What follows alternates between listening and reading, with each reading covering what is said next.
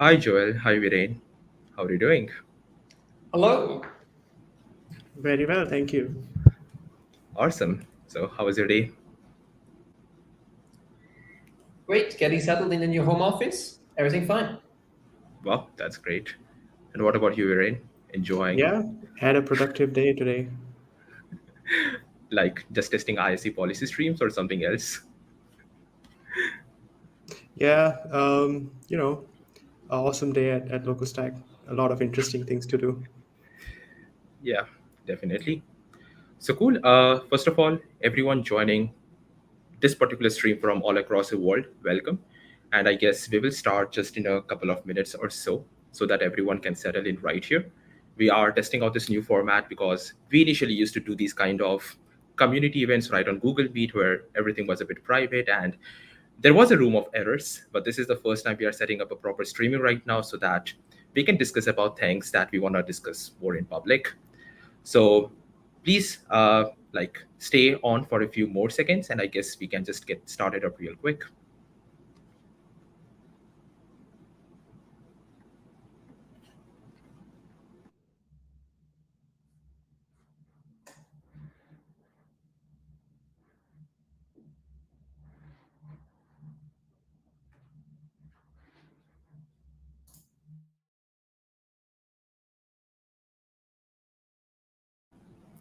Awesome.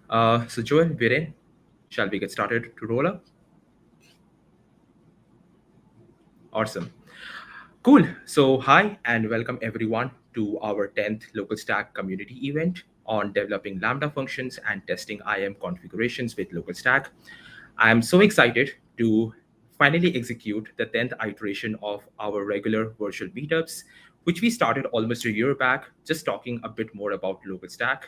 So over these many months, we have discussed a lot of features about LocalStack. We have presented a lot of practical applications with LocalStack, including a couple of open source projects that have been leveraging LocalStack to help you build and test your cloud and serverless applications. During all of this time, we have managed to scale our meetup community right from 0 members to almost more than 400 members right now. And I'm actually very glad that we as a community have pulled it through. I won't spend a lot of time giving a long welcome speech, so I'll just jump right into the agenda and the talks that we have for today. So our agenda for the day is pretty smooth. We are going to have a round of announcements because I need to showcase some of the things that we have been working on and some of the recent updates that you would be quite excited to look at. Second, we are going to talk. So we are basically going to have a talk by Joel, who will be talking about Lambda functions with LocalStack. I guess Joel has been phenomenal working with like the Lambda emulation on LocalStack itself, and I guess he's one of the best people to talk about the new features that we have been building. And Joel will also be presenting a project where he will be showcasing on how you can actually have the Lambda integration right on your IDE. The second talk is by Viren, and he will be talking a bit about testing IAM configurations with LocalStack. And for everyone who comes with a testing background, I guess everyone wants to know how they can emulate their IAM policies locally. So this is going to be an exciting talk. So stay tuned for more. And finally, we are going to have a wrap-up session. So you can always ask your questions right on the YouTube live chat. Or else we have a dedicated Slido session as well. So you can join at slido.com and you can fill in this code right there so that you can directly ask your questions over on Slido itself.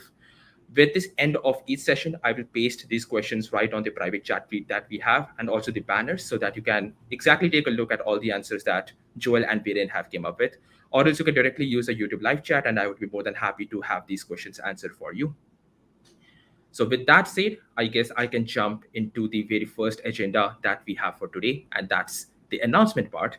And every time I do this, I always feel nervous. I always feel thrilled because there are so many exciting things, and I always have so less time to basically talk about them. But do not worry, we will always have external links that you can refer to and take a look at. So I'll just take a quick couple of minutes to basically go through all the announcements right now. The very first announcement, and perhaps the big one, is that LocalStack 2.2 is out right now. And it is so phenomenal to basically see on how fast we are churning out these new releases to the point that we can maybe have a 3.0 release maybe by the end of this year. Who knows? So a couple of highlights for this release, and I guess all of them are pretty exciting ones, and it would take another session to just talk about each one of them. But I'll just skim through them right now. The very first highlight that we have right here is that we have an all-new LocalStack CLI experience. This is a feature that Alex from our team has been working on. So it simply means that you don't have to install LocalStack just by the pipey installation method. You can actually install LocalStack by a binary build, which has a lot of new features such as auto completion. It has got the homebrew support. It has got various user experience features as well. And this ensures that you can have a smooth installation across different platforms. So I have seen like a lot of people struggle installing LocalStack on, let's say, Windows or maybe some different Linux distribution. This particular feature basically streamlines your installation setup on your local machine itself. Second, we have added the initial support for EMR serverless. This was a feature that was requested by a lot of licensed users. And we're so glad to be able to put out this feature using which you can actually run your Spark or PySpark jobs pretty much locally. The third feature, and I guess this is something that you would get to see in one of the future sessions, is the IAM live policy streams. So it basically means that during your LocalStack usage, you can actually see the IAM policy generated for your API calls in real time. And finally, for all the S3 enthusiasts out here, we have made a lot of significant enhancements to our S3 provider, which includes our operations, some of the new operations, some improved support for S3 lifecycle and object retention, and not to mention the support for S3 lifecycle expiration has also been added as well, so that it is easy for you to manage these object lifecycles effectively. And just one last point that I wanted to mention is that the LocalStack web application has also some new exciting additions, and one of which includes the new ECR resource browser. So now that basically means that you can create your ECR repositories on your local machine by directly interacting with your user interface. And you can build your Docker images locally, you can push them to the ECR repositories, and you can use them for a bunch of tasks, like maybe spinning up a Lambda container image, or maybe just creating an ECS application out there. There is also a Lambda ID extension, but I guess I won't talk a lot about that. I'll let Joel do the talking for this. And with that said, I guess I can move to the next big announcement out here. And this is pretty exciting because it is something that I have been shaping up for quite a long with the rest of the team. And I'm also quite excited to announce that LocalStack Pro is on a path where it will be more accessible than ever. And it is bringing up a new developer experience that enables you to better take control of your local cloud environment. So in the past 2 years, when we have been developing LocalStack Pro and shaping the whole product up, we learned a lot of new things from our customers and our users about what are the things we should improve in the platform, what are the new features that they should be taking a look at, and how they can particularly try to effortlessly manage and build and test their cloud applications locally. So we have taken all that feedback, and now we have incorporated them into our application. And to test out the changes and to work on your feedback, we actually would like to invite you for this particular LocalStack Insiders program. And this is a unique opportunity because now you can be a part of the community where you can actually shape the future of local cloud development with us. So you can actually join the subset of the few users who will try out the new LocalStack Pro application. And with all of this, we will offer you LocalStack Pro free for non-commercial usage. And this is pretty exciting for us because it opens a room for a broad usage of LocalStack and practical applications in a lot of different scenarios and use cases. So what do we have to actually offer you out of this insider program? So the very first thing is that you will get early access to our improved developer onboarding experience. You will actually participate in our feedback program, which will include multiple feedback sessions, community office hours. And for all of your participation, you will receive some exciting swags. We have some new developer-oriented programs. So if you're excited about writing more about AWS or creating some content, this actually is one of the perfect places where you can collaborate with us and you can put some things out. Apart from this, you will get access to our insider Slack channel. And this is a place where you can actually interact with the LocalStack team, our developer relations engineers, and more of them. So your feedback is very, very important to us. And we can actually take this feedback to shape the product to a vision where you can actually build and test your cloud applications effortlessly. And yes, this was pretty much all of the announcements. I hope I did not take a lot of time from Joel and Viren's plate. So I would hand over the stage to Joel right now, who will be coming up with this first session on developing Lambda functions locally with LocalStack. So over to you, Joel. I hope you rock it. Thank you, Harsh, for a really great intro. A lot of exciting news. And welcome everyone to this session about developing Lambda functions with LocalStack. My name is Scheuner. I'm a software engineer at LocalStack and primarily work with everything around Lambda, and I'm particularly interested in looking to improve the developer experience of local cloud development with Lambda and LocalStack. If you want to have further information of my prior work where I worked on Lambda performance, serverless performance, check out my website for more information. So we'll be focusing on AWS Lambda on LocalStack, and you can run it on your machine. As a primer, let's get started. What is AWS Lambda? In short, an event-driven serverless computing platform. Event-driven in the sense that Lambda functions execute pieces of code written in JavaScript or Python that are triggered by events. Events can be anything from synchronously incoming HTTP requests, for example, from an Amazon API gateway, or asynchronous event happening somewhere in a cloud environment, like the creation of an S3 bucket. And what's the part about serverless computing? Well, you as a developer just need to take care of creating the Lambda function using a certain API and configuration and uploading your code to a cloud provider like AWS. The cloud provider will then take care of everything like scaling the function if many requests are incoming, managing the infrastructure, and more management tasks. So with LocalStack, you can get some of these automatic part, this magic onto your local machine. So let's look over some highlights, what LocalStack can do with AWS Lambda. Well, first, we got you covered. Our new implementation of LocalStack released in LocalStack version 2 covers 95% of all Lambda API operations. So you can head out to our documentation and see detailed test coverage for many different configurations and attributes. Further, our API behaves exactly like AWS. We have a thorough suite of parity tests where we systematically check and make sure that the response of the API call that you get on LocalStack looks exactly the same like you would do in real AWS environment. We'll see that in a demo in a second later. Further, we also got you covered on the runtimes. Whether you're writing your Lambda functions in Java, Node.js, Python, or whether you're building your own runtimes, the AWS managed runtimes are fully supported through official Lambda images that we have from AWS. So we're building on the shoulders of giants, and these official images allow us to have a high parity, and the file system looks exactly like you would expect if you run the Lambda function in the real AWS cloud. Further on, LocalStack comes with ARM support. If you have a machine that is capable of running multi-architecture CPU instructions, you can go and deploy your Lambda function and run it on ARM64 on Apple Silicon Macs, for example. Further, we cover more advanced features like provision concurrency that enables you to avoid cold starts, or reserved concurrency to limit the concurrency of certain Lambda versions so you don't overrun the concurrency limits. Finally, you can build upon the official Lambda extensions API to deeply customize the execution environment or use third-party tools that do that. So overall, in summary, we cover a lot of the things and have almost full coverage of what AWS offers you on Lambda. But there's more on it. With LocalStack, you can do more and accelerate and improve the development experience to have full control. So these are some of the cool Lambda-specific features that we do have in LocalStack, which are not natively supported in AWS or are very limited.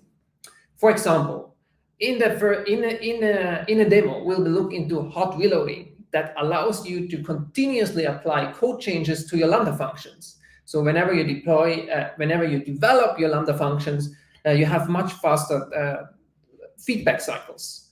And even if you're a pro customer, or if you have heard about the exciting insider program, you can sign up and also use that functionality for a layer.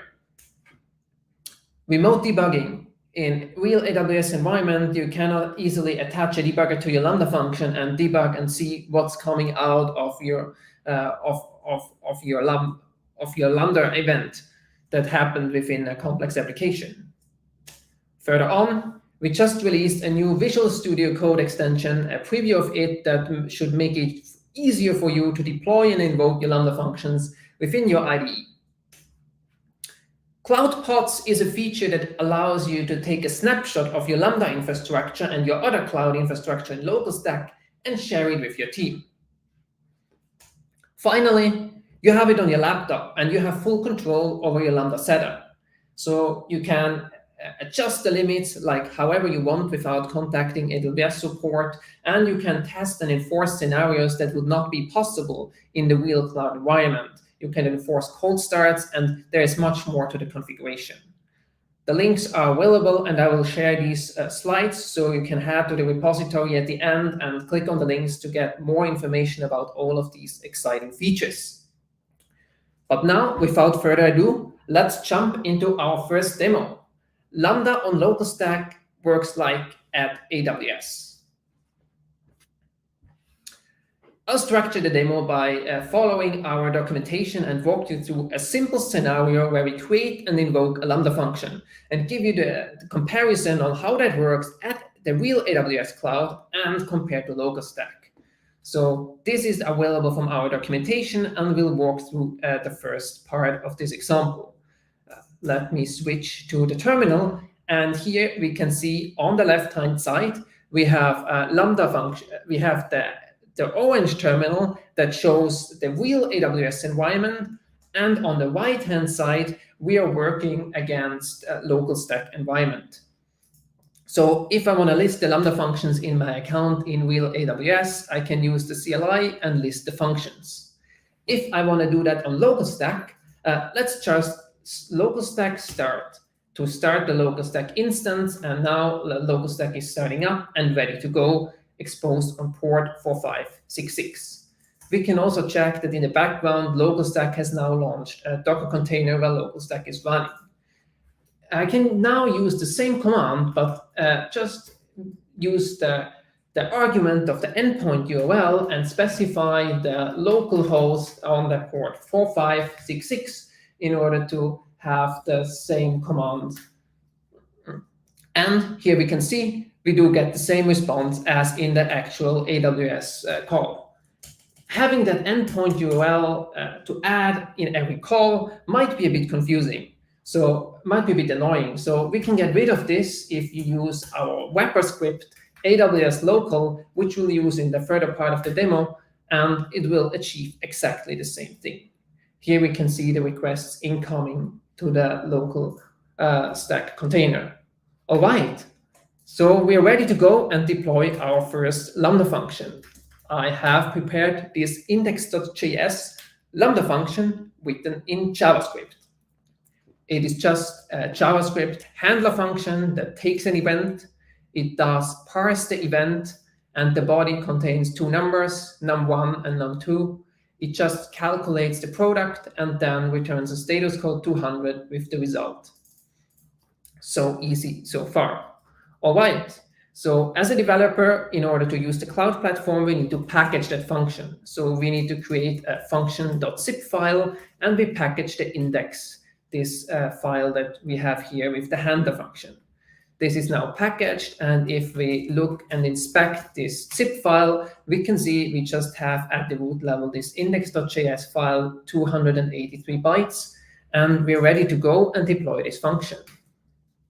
All right, let me take the code from the tutorial where I use here to deploy the function, and let's see how this looks against AWS and against LocalStack. So on the left side, I'm running against the real AWS environment. I create a function with the function name LocalStack Lambda URL example, using the Node.js runtime to support JavaScript. I'm using as a zip file the package that we just created. The handler points to the file name, the index points to the file name, and handler to the function name, and we'll specify an IAM role policy with assume role policy. And let's just go ahead and create that at AWS and at LocalStack. And as you can see, the API call behaves exactly the same whether it's on AWS or on LocalStack. It returns exactly the same fields, and you can use LocalStack in the same way that you use AWS in order to create a function. Okay, cool. Let's move on and actually invoke that function. So we can scroll down and see that for invoking a function, we can create a function URL that takes an incoming HTTP requests and then invokes that function. So let's take that piece here and clear the terminals on both sides. And on the left side, we're running against real AWS, so we can get rid of the local part. And there we go. Here we can see we get exactly the same type of response on AWS and on LocalStack. So now we're ready to go, and let's invoke that function. Let's take the curl command in order to invoke it and see what's going on. On AWS, here we get that function URL, and we'll just for a quick update that because this is going to be generated on the fly.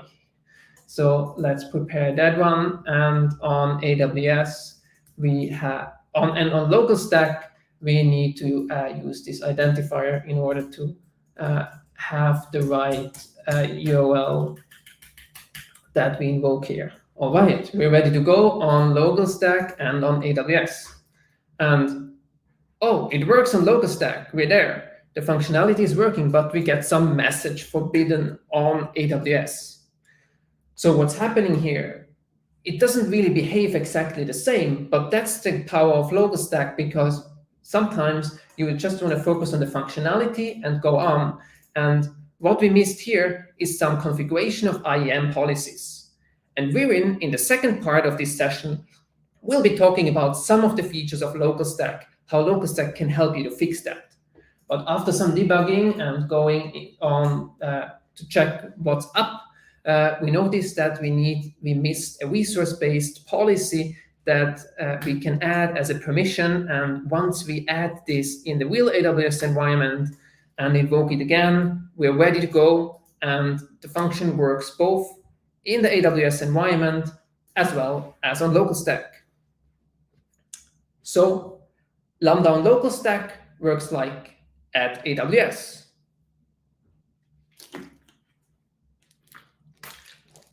This concludes our first demo. And now let's move on to some more exciting parts where we can see what extra value LocalStack can bring you in addition.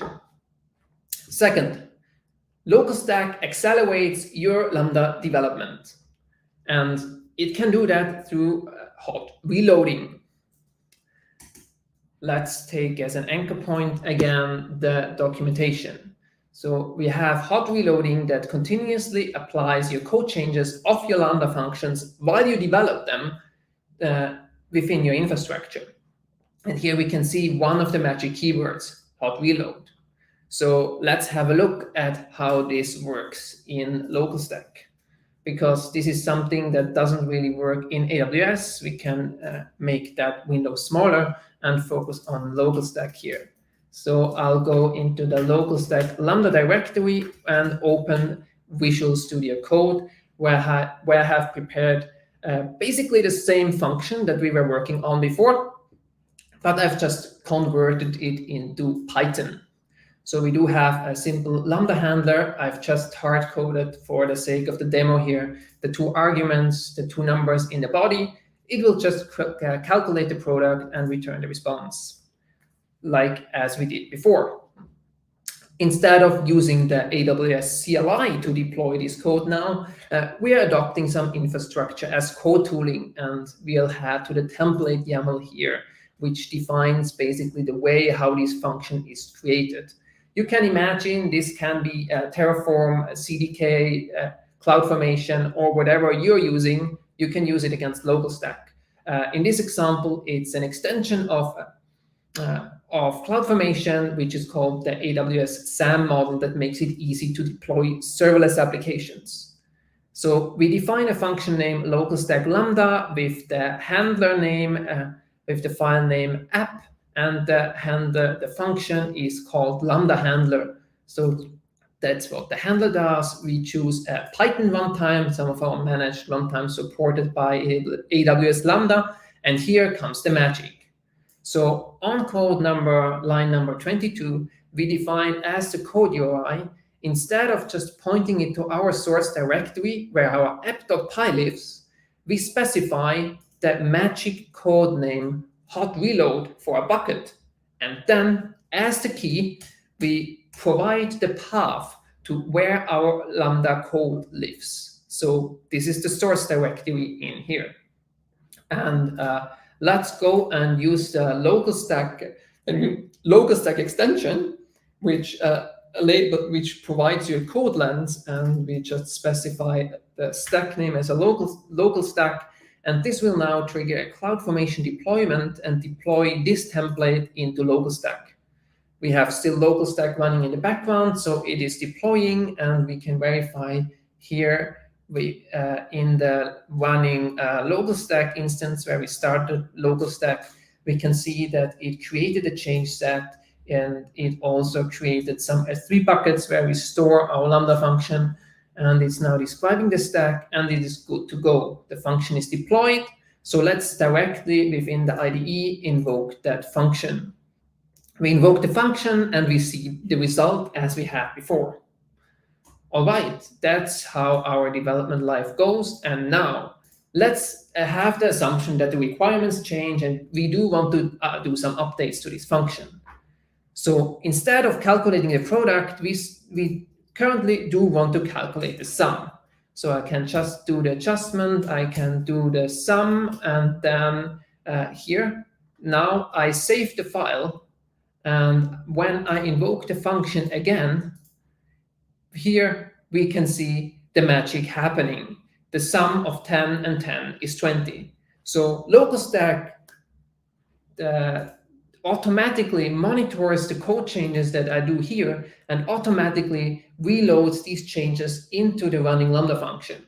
I can also change now here the numbers and demonstrate here this again. Invoke the function again, and the sum of 5 and 10 is 15. So this makes your development lifecycle much faster. Pretty cool. And this concludes the second demo, and we have seen of how LocalStack can accelerate your Lambda development.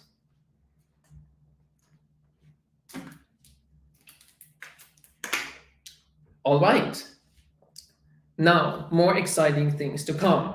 Let's move into that third and last demo. And sometimes our functions grow big and we need help to fix them. And LocalStack enables debugging of Lambda functions. Let's dive into the documentation real quick again. So in order to attach a debugger to your Lambda functions, we can go to the remote debugging tools page. And here we can see how to set this up for Python Lambda functions. In particular, what we need here is a specific flag in order to start LocalStack. So now that we have worked on certain things, let's restart LocalStack with this new configuration. So let me go back here, Control-C, shut down LocalStack, and let's give it a fresh try by restarting LocalStack. What we do here is we do add these Docker flags in order to add the mount of a certain port.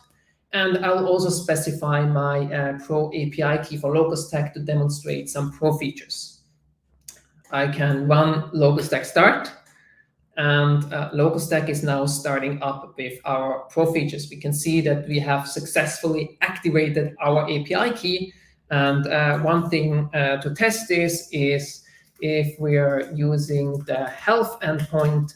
This is a meta endpoint that LocalStack offers, so we can make a curl request to the _LocalStack health endpoint, and we can see that we have now many more services available that are part of our Pro tier, which is cool because we have heard the insider announcement that you can now subscribe on our website in order to get that as a developer.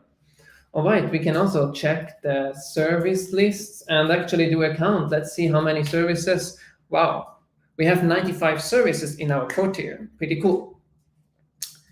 But now back to our remote debugging.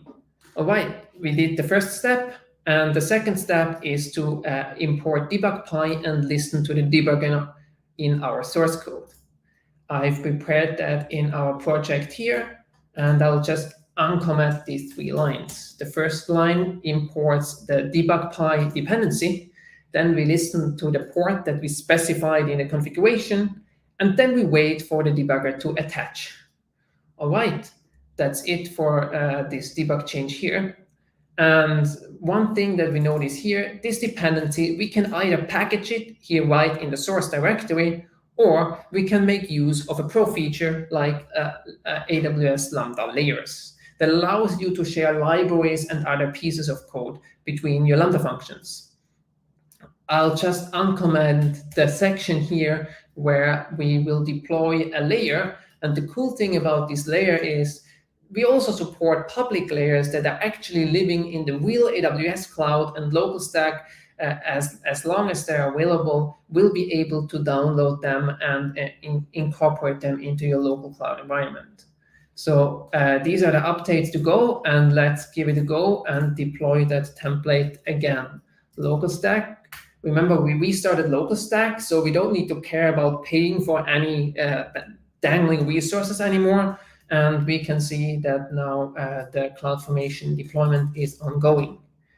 And in the meantime, we complete the last step, and this is configuring our IDE for remote debugging. So we have this IDE, this configuration, and if you're using IntelliJ or some kind of other IDE or some kind of other languages, Java or Node.js, head to our documentation and have a look how it works. I've prepared this launch configuration here, and you can see it connects to localhost, to the port that we have specified in the LocalStack configuration when we started LocalStack. And in the path mapping, we have added the source directory here where we do have our app.py and where our Lambda function code lives. So let's go to the run and debug panel and see that here we have selected our remote attached configuration. So now the deployment is complete, and let's go and invoke that function. We invoke the function and run the debugger. And here we hit the breakpoint at line number 10.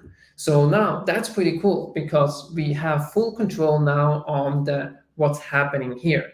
So we can inspect what's in the body, and we can see these 2 numbers, and we can do things like we can just change number 1 to assign it another value, assign it the value 2.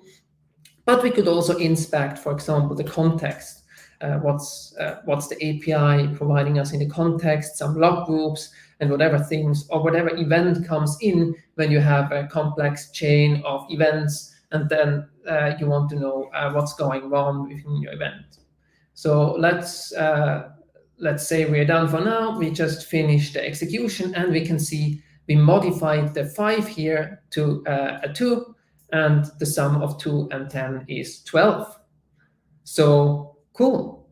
This is what LocalStack gives you in terms of debugging. So you now have full control, and you will be able to go and debug your Lambda function in LocalStack.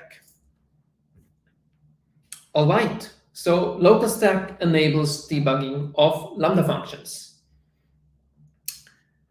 Right. Before wrapping up, I'll just mention a few words. Go to our Slido and ask more questions if you have more questions. So how does this work all together?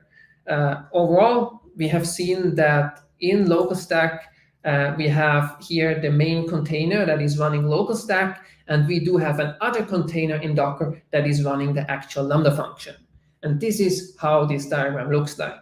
So here, this Docker container runs LocalStack. This is where LocalStack is running. And we do have our Lambda implementations that is called the Lambda provider. Internally, we use S3 in order to store Lambda functions like in the actual AWS cloud. And then through our LocalStack, we have access to the Docker socket. in order to spawn new Docker containers. So whenever we have an incoming request for an invocation, then this new container can be spawned through LocalStack, and we will use the official images from AWS to have the same file system layout. In this, we have another piece of complex and tricky code that is partly provided by AWS. So they open sourced a one-time interface emulator that allows us to handle the communication and protocol between the actual LocalStack implementation in the LocalStack container, and this Go binary handles then the invocation within the Lambda base image, for example, for Python 3.10. We do have some modification to support some extra features, but this is basically the broad pictures. Feel free to go ahead and have more questions. But now, having a quick run over the overview, I'll go ahead and let you hear with the next steps you can do and take with Lambda on LocalStack. So go and get these slides and all the demo code that I've presented before. On my GitHub, LocalStack Lambda demos, head to the GitHub page, and here everything will be available to share the slides and also explore the examples. Try to deploy your own application, or if you don't, you can go and check out more complex Lambda applications in our developer hub that are deployable against AWS and LocalStack. And you can filter by Lambda, and you will find up to 10 applications that you can go and run on LocalStack. So this concludes the getting started with Lambda on LocalStack on your machine. And now I'm happy to take questions. So head over to slido.com, enter the code, and go ahead with your questions. Thank you.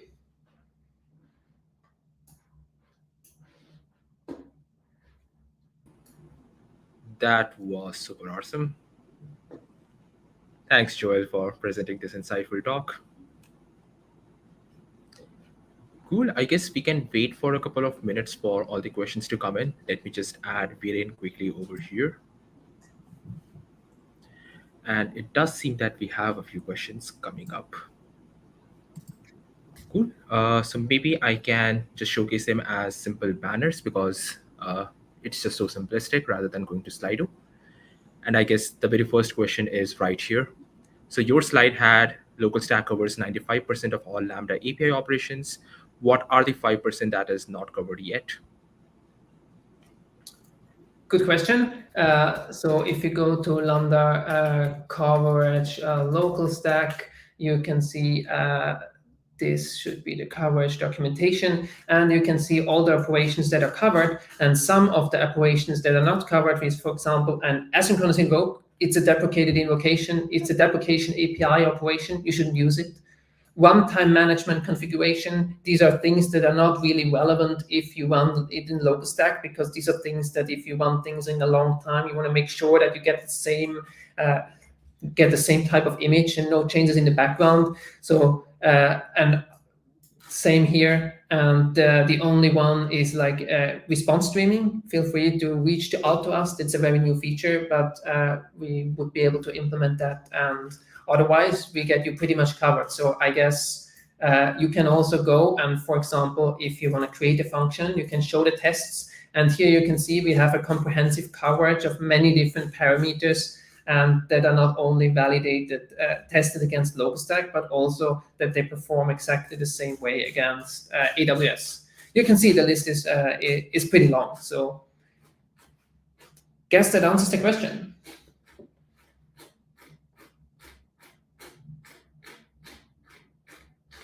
Yes, that definitely does. The second question that we have right here is, how do I see what integrations or other AWS services that LocalStack Lambda supports? Let's see what integrations or other AWS services that, okay, right. So I guess you're thinking about like using SNS, SQS, and in that. So you can head over to the coverage page and basically see whether your other whether SNS is supported, and then this is a very common scenario: SNS, SQS, and these common services, and then we kind of like the most common services, we all support them through synchronous or asynchronous events that are then able to invoke Lambda functions. Yep, I guess that sounds perfect. We have a couple more questions. So it is interesting that I can use LocalStack to debug functions. Can I also use LocalStack to inject failures? I guess this came from the YouTube live chat.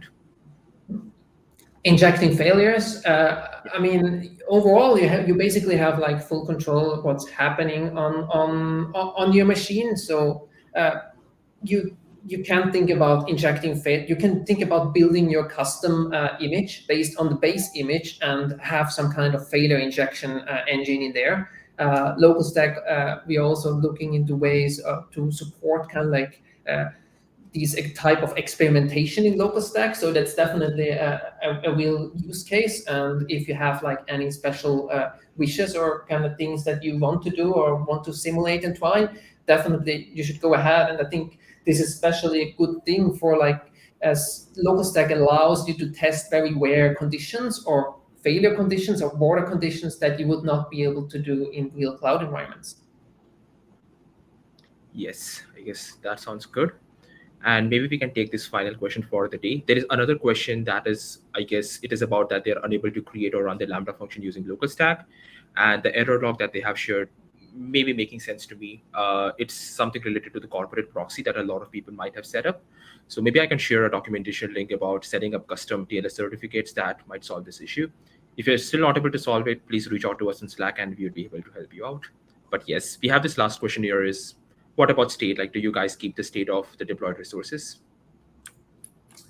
Deployed resources, I guess you mean kind of like what Lambda functions are deployed and kind of like what containers are running. And state, I guess maybe that goes in the direction of like cloud pods or persistence, in terms of if you shut down LocalStack, then all the state is gone. But we do have persistence features that would allow you to kind of like save your environment, and then whenever you restart LocalStack, you would have the same state again. Or with the features of cloud pods, you can go to the LocalStack documentation about cloud pods and read on how to save your state of your deployed resources, of your deployed Lambda functions, into basically a zip file or a package that you then can share with your team and reload in order to get started.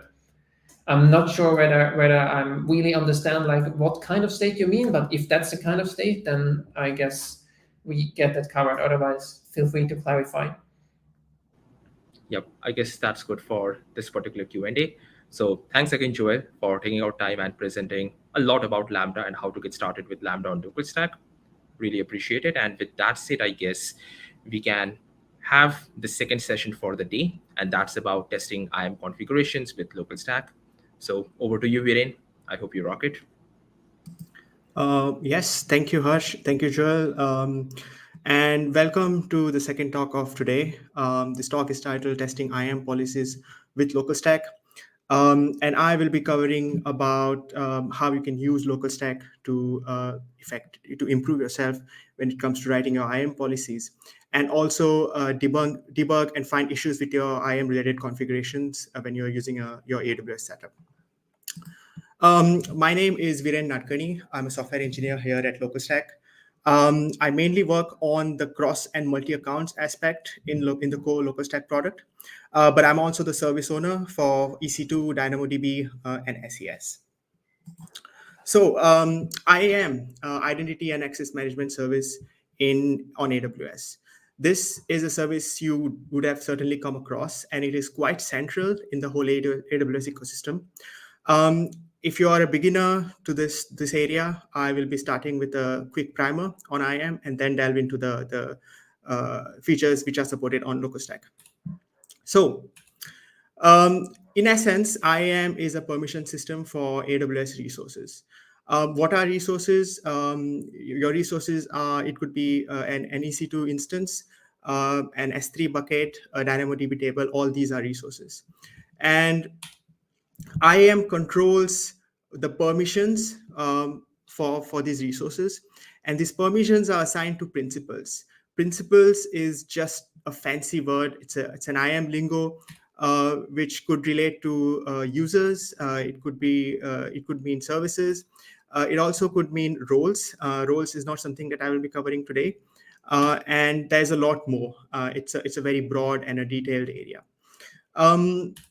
So you have principals, which could be users or services or roles, accessing these resources using actions. In IAM context, actions correspond to API operations. For instance, if you're attempting to create a bucket on S3, that's an action in IAM context. And in IAM, all this is packaged into policies.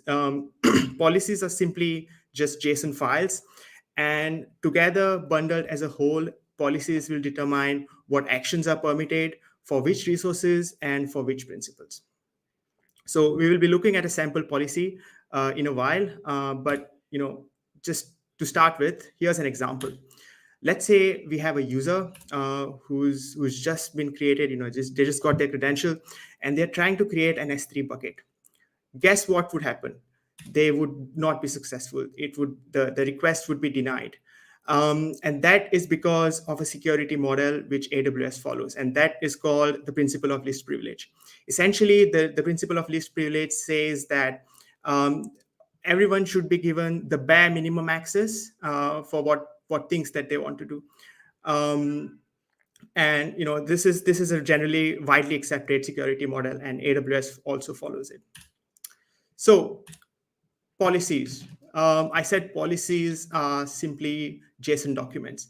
Here is an example policy and how it would look like. You always have this version field. It is set to some arbitrary date. We don't really know what that represents, but it is set to that date. And then there's the statement element, and that's a list. A statement. It's a list of statements. And within a statement block, there is SID, which stands for statement ID.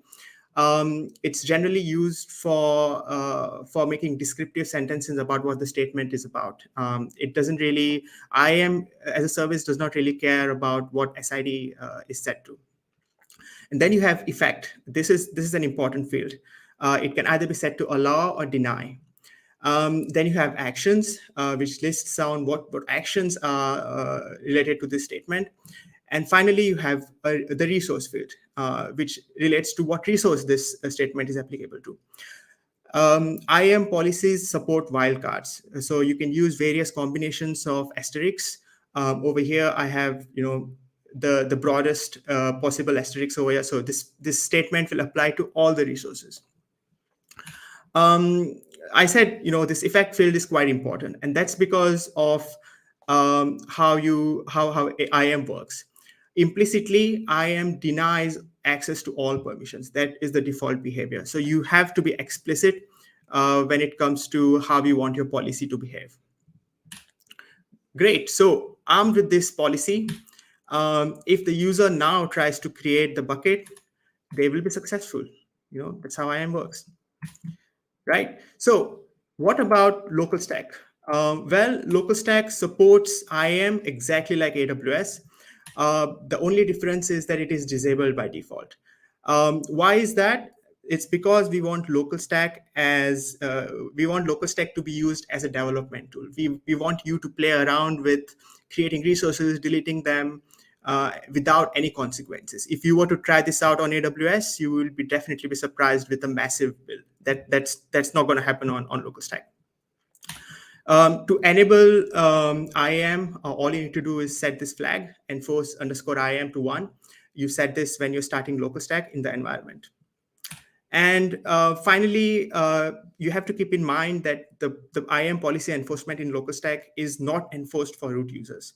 Root users are these top-level users that you get when you create an AWS account. You generally don't use root users to do things on AWS. You create sub-users to whom you delegate duties, and we'll be seeing how to do that in the following demo. So, let's take a look at our first scenario today, and that involves user principals. So I'll switch my window over to my terminal. And I will start LocalStack with the IAM enforce IAM flag set to 1 so that IAM engine is up and running.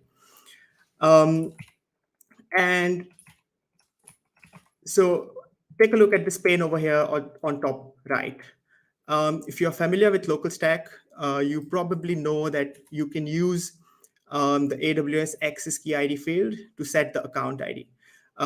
We are using account ID. We want to use the account ID 0. So I'm setting it to 12 zeros. Account IDs always consist of 12 integers, 12 numbers. And the AWS secret access key ID is just set to test. It doesn't really matter what the value is set to right now. So I have set these values just to make sure that I'm indeed using the 0 account. I can issue a STS get caller identity call.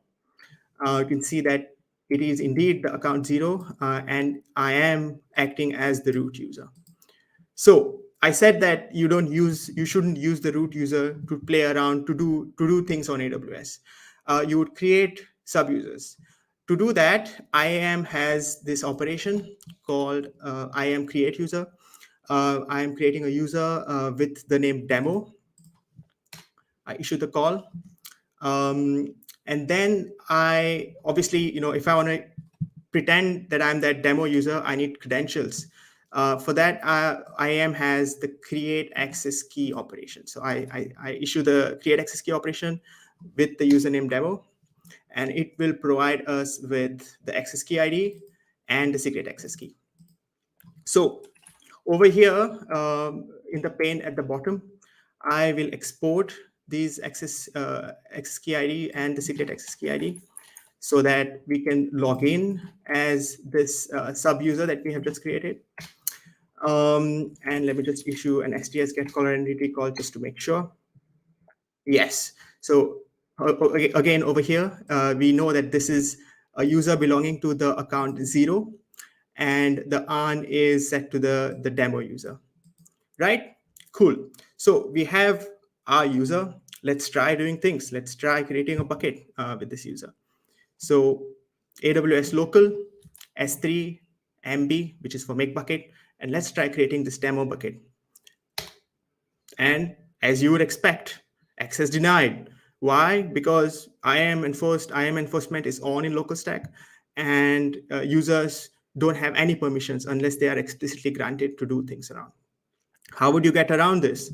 Obviously, IAM policy. So I have a JSON policy which I have crafted. It's, as you saw before, there's the version field, there's the statement block. There is one statement. It says allow these actions, S3 create bucket and S3 list buckets for all the resources. It doesn't really matter to us. We don't want to restrict this. We're just playing with things. So let's save this policy and upload this to IAM using the IAM create policy operation. I'll set the policy name to policy1, point it to the policy.json file. And once the policy has been created, we need to attach the policy to our demo user. So for that, we use the IAM attach user policy command, specify the username as demo, and then specify the policy on. Okay, so now the user has been attached with this IAM policy. So they will have permissions to do two things, create bucket and list bucket. So let's go ahead to our bottom pane and then try creating the bucket now. Yes, that is successful. The user can create buckets. Let's try listing buckets. For that, we have S3 ls. Access denied. What's going on? So let's take a look at the policy again. We have over here S3 create bucket. We also have S3 list buckets. We have these permissions. The user should have the permissions to create this bucket. But what's going on? Right? So if I were a beginner user on AWS, at this point, I would be lost. I wouldn't know where to look. But luckily, LocalStack has this awesome feature called explainable IAM. Essentially, when you have IAM enabled, LocalStack prints a lot of helpful information in the logs. So if I go over here to my LocalStack instance and I look at the logs, LocalStack will helpfully tell me that one permission was implicitly denied, and that permission was S3 list all my buckets. It turns out that there is no such action. There is no such IAM action called S3 list bucket. There's a API operation called S3 list buckets, but the corresponding IAM action is S3 list all my buckets. So we fix our policy, we save it, and we update the policy by using the IAM create policy version command, point it to the policy on, and point it to the updated and the fixed policy JSON file. Right? So the policy has been updated and the policy is already attached to our user. So if we go to the bottom pane and try listing the S3 bucket, there we go. The call is successful, right? So that covers how you can create users and delegate permissions to users belonging to the same account. But what about scenarios where you have cross-account access? That's a quite frequently used pattern in AWS. You may need to access an S3 object which belongs to another account, right? How do you go around that? So, like I said before, if you want to pretend that you're from a specific account on LocalStack, all you need to do is to set your access key ID to the account number. So I'm using account 2 over here just to make sure. I will issue STS get caller identity. Right, this is indeed the account 2 and the root user. And let me try listing the bucket that we just created in account 0 just a couple of minutes back using the account 2. As expected, they will get access denied. How do you get around this? Yes, you use policies. So I already have a policy for this use case as well.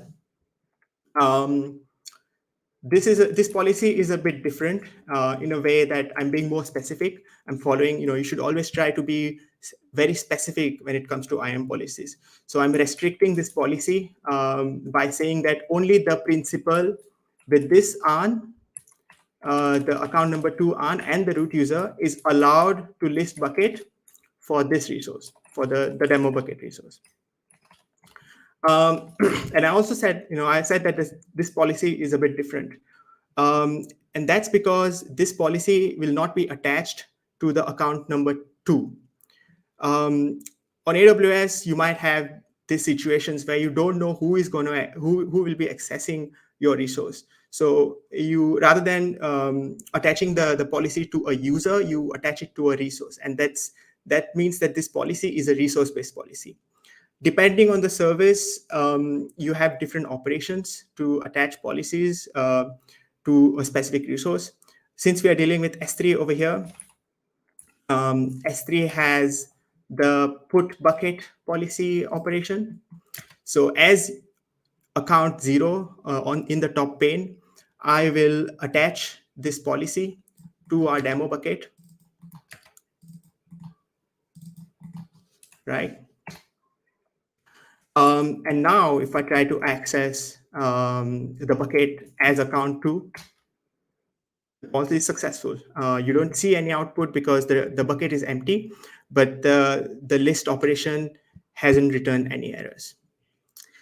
Yes, so that wraps up our first part, the using IAM with user principles. Now let's move on to the second part.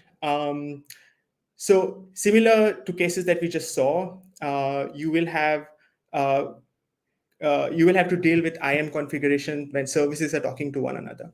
This is a very, AWS is built as a very tightly knitted ecosystem, and often you can chain services around. So you might have one service talking to another, retrieving a resource, and so on. And if you don't have IAM configured properly, it will cause a lot of pain to debug. It'll be quite difficult to know what's going on. So Let's take a look at the second scenario. We'll be taking a look at a simple integration. I've prepared a Terraform file for it. I will apply it first because it takes a couple of minutes. So let me take a look at this main.terraform file.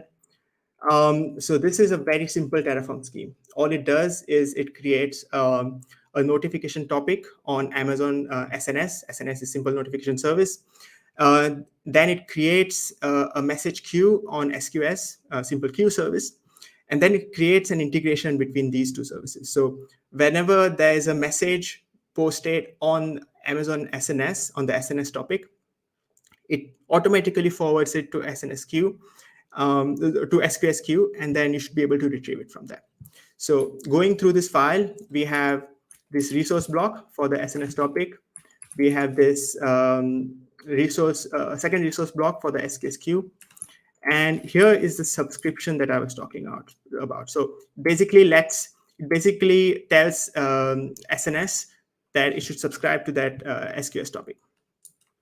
And then we have these two output blocks so that we know the resources that we are dealing with, and we can perform operations on them, right? So going back over here, it looks like our Terraform application has completed successfully, and Terraform has nicely printed out the SNS topic on and the SQS queue URL. Right, so let's go ahead and publish an SNS message. It's a simple message. It just says meetup exclamation mark, and I set it to the topic on. Right, so now if everything goes well, LocalStack should have forwarded this this message to SQS, and we should be able to retrieve it by using this operation over here. No response. And guess what? It's IAM. IAM is not properly configured, and that means SNS cannot talk to SQS properly. What do you do in such situations? Again, if this was AWS, and if you're a beginner, you would have no idea where to look. But in LocalStack, we have explainable IAM. If you go back over here, you can see here that there's this message that LocalStack has printed. It says one permission has been implicitly denied, and that is SQS send message for this on. And we can use this information to create the appropriate IAM policy and have them attached. I have already created one. So I could take a look at the extra.terraform file. So, you know, it's a simple policy. There's the SID, which is set to sample. It doesn't really matter what value you use for SID. The effect is allow. I'm being specific with the principles here. You know, you should always be specific with IAM policies as much as you can. The principle is a service. We are not dealing with the user here. We're dealing with a service. Set the identifiers to SNS, and then we say that SNS is allowed to perform send message operation on this specific queue. So we set the on of the queue over here. And then this is a second block where we simply attach the policy to the SQS queue. Right. So go ahead and apply it. This will take a couple of minutes. So let me go back to my slides.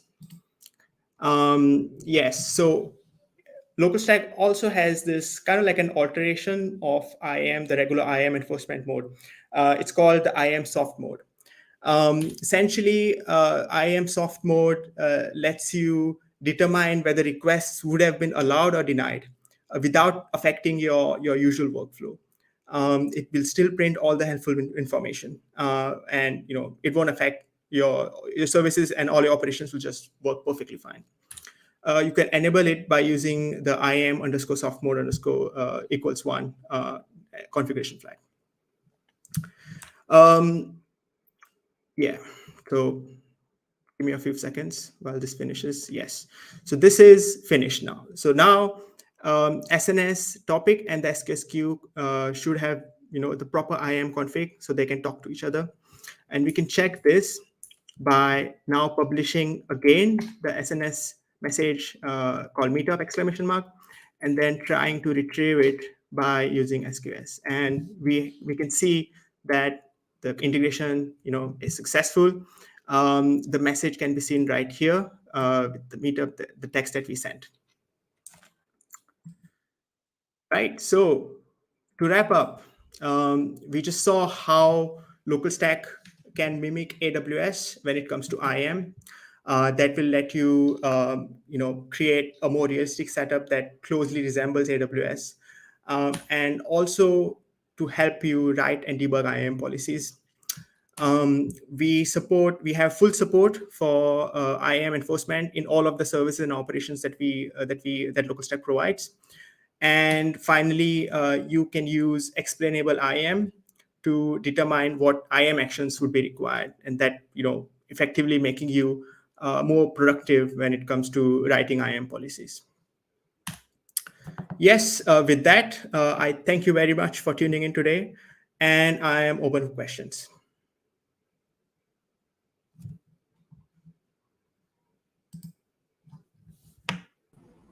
That was awesome. Thanks again, Viren, for going over this entire IAM integration and how you can enforce those IAM policies on your local environment. I guess we do have a couple of questions coming in through Slido, but if you have not joined the Slido session, you can directly ask your questions directly on the YouTube live chat. So maybe the first question that has came up is, uh, what's the IAM coverage for LocalStack? I guess you did mention that IAM is supported across all of the AWS services, but maybe you can talk about that a bit. Yes. So basically, all the operations that LocalStack supports will be, you can use them in your policies, or all of the API actions can be used in the policies. Um, and there are obviously some limitations when it comes to the policy elements that we support. I said, we only support this version of the policy. ID is currently ignored. Um, yeah, there are some limitations. You can find more information in our documentation, and also there's these are the policy types that we support. We support role-based and user-based policies, and resource-based policies are supported for these services over here. We can find more information in our documentation page. Yes, I have shared that on the live chat right now. Thanks a lot. And I guess the last question that we have for the day, maybe it's, what's the new IAM policy stream feature say at start? I guess this is being referenced to the new feature that has been developed by Daniel. Yes. So stay tuned for that. We will have a follow-up session in the coming days where we will be talking more about that. So I said that you can use LocalStack to craft your policies, basically, but there's still a lot of manual effort that you need to do. For instance, over here, you just tell that this permission has been denied. What the IAM policy stream feature that we are currently building is, it will produce the whole IAM policy fully constructed right in your terminal. So when I say the whole IAM policy, I mean policy like this. You will get the entire JSON block that you can just simply copy and use, and fix your configuration. That is awesome. I guess we do have one final question coming in. If you're not going over the time, actually, we have. It's, how do you test the completeness of IAM policies in an automated way? Um, it's difficult, I guess, to say how complete your IAM policy is, because it's a permission system. You will have to test all the possible combinations, all the deny and allow statements. Yeah, I'm not sure if this answers your question, but yeah, you can always follow up with your questions on our discuss page, discuss.localstack.cloud. That sounds awesome. I guess with this, we can conclude our community event for today. So thanks again, Joel and Viren, for taking our time, for providing all the necessary insights for getting started with Lambda and IAM on LocalStack. For everyone else who has been tuning to the LocalStack community events for the very first time, please make sure that you join our meetup community right on meetup.com/localstack-community. We would be coming up with more community events talking more about different local stack features, how you can leverage local stack end to end in your development and testing pipeline, and how you can leverage some of the exotic features that we have been developing. I guess I am live policy stream is something that a lot of people might be interested in. So maybe bringing Daniel to talk about that would be pretty awesome. So thanks again, everyone who has tuned in from all across the globe and all across the different time zones out there.